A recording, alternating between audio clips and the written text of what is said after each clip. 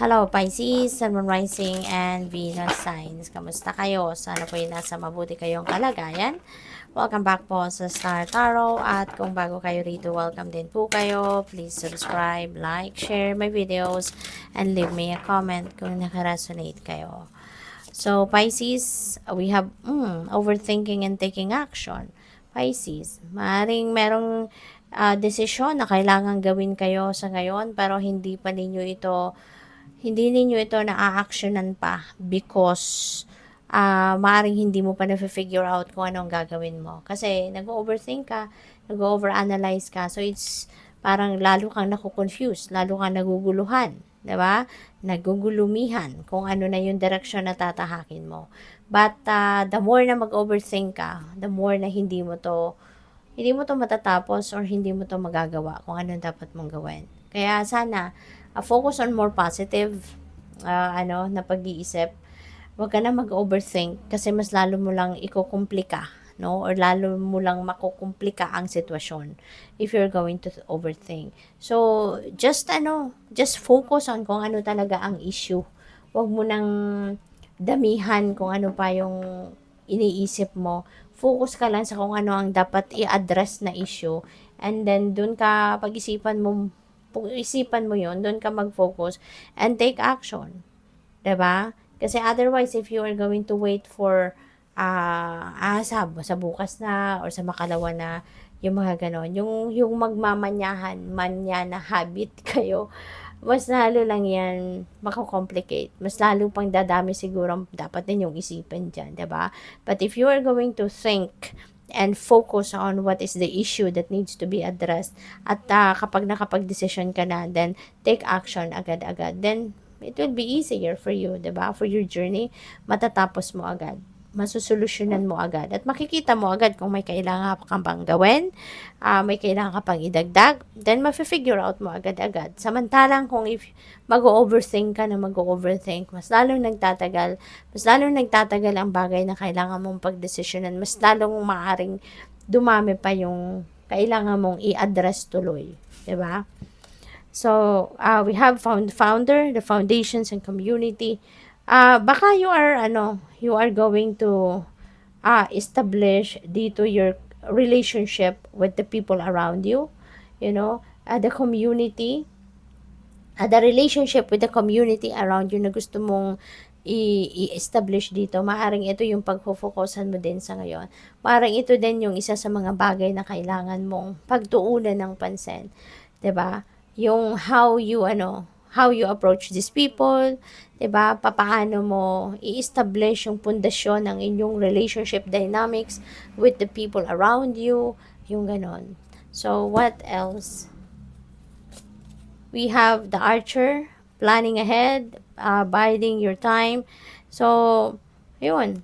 Maaring related din ito dito sa Smith energy. Kung ano man ang situation na ito na kailangan mong i-address, no, kailangan mong pagdesisyonan, pag-isipan sa ngayon, mas maganda talagang pinagpaplanuhan ng lahat. No?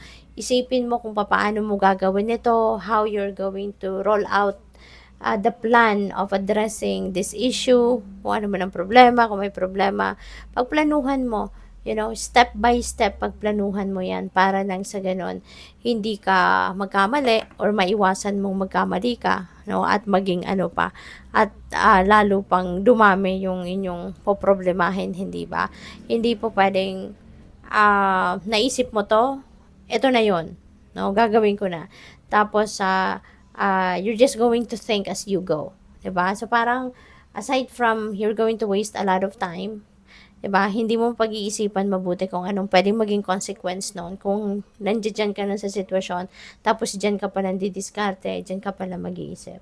'Di ba? Kaya mas maganda na before you jump into something, napagplanuhan mo na how you're going to start, ano mga gagawin mo dito sa first stage, sa second stage, sa third stage, yung mga ganun.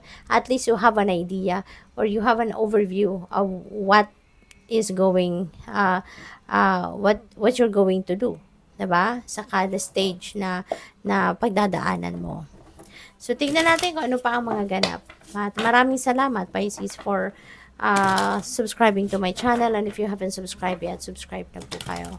And also, maraming salamat for not skipping the ads. Malaking bagay po yan sa akin. Maraming salamat po. And also, please click the join button sa baba ng video kung gusto po ninyong mag-member sa channel. At sa mga cross-watchers po, welcome po and hello sa inyo. We have Page of Wands. Napakagandang balita ito. This is going to be an exciting news na paparating. At maaring ito yung kind of news na matagal na ninyong hinihintay.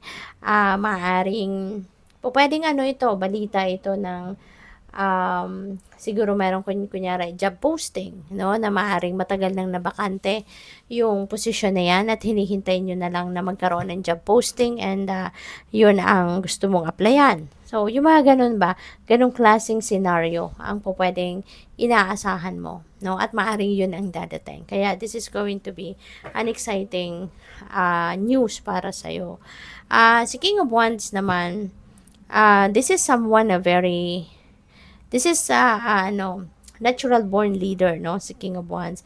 And maaring you are going to embody the energy of King of Wands sa ngayon. Maaring meron ka talagang leadership quality, maaring magaling ka din talaga na mag-manage ng mga tao, magaling kang mag-manage ng mga sitwasyon. So, maaaring ganun din ang ganap dito.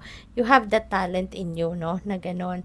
Kaya, pwede na mayroong makaka-recognize na ng galing mo at maaaring ikaw ay ma-promote into a leadership role. Pwedeng ikaw ay i-appoint na sa mataas na posisyon or ikaw ay ipopromote, no, yung ganun.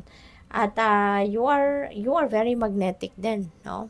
Aside from you're very compassionate person since you are a water sign. Maano ka din, ang tawag dito, very magnetic ka din, very charming.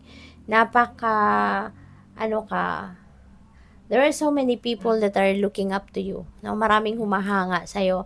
Siguro sa galing mo, 'di ba? Sa galing mong maghawak ng trabaho, sa galing mong makisama sa mga tao, yung mga ganon, no? Kaya marami ang naa-attract sa iyo na na lumapit sa iyo, na maging supportive of you kasi maraming nai-inspire sa iyo sa ginagawa mo.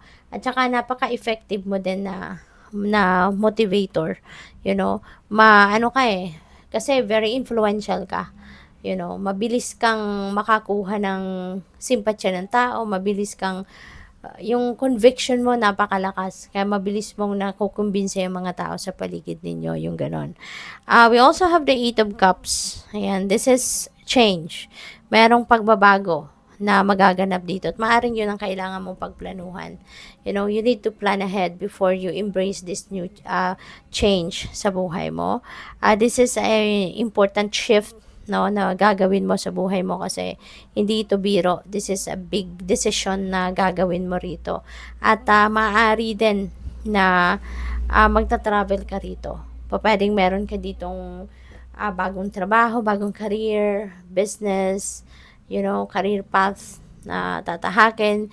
Maybe may mga relocation kang gagawin. Maaring ikaw ay mag-a-abroad, mag-change ng trabaho.